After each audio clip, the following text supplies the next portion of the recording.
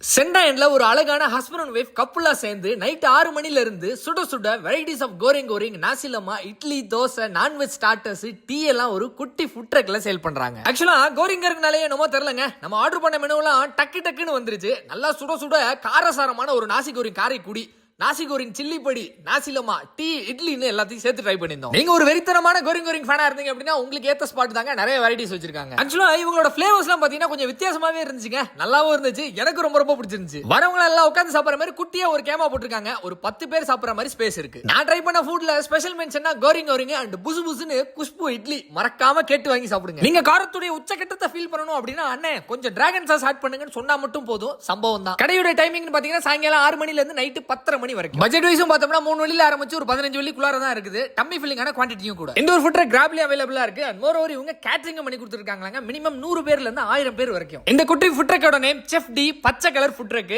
Exact location பாத்தீங்கன்னா சென்டாயன் merchant ஸ்கொயர்ல locate ஆயிருக்காங்க. Contact number டிஸ்கிரிப்ஷன்லயும் வீடியோக்குள்ளாரையும் கொடுக்குறேன். டீடைல்ஸ் தெரியல அப்படின்னா அவங்கள்ட்ட கேட்டு தெரிஞ்சுக்கங்க.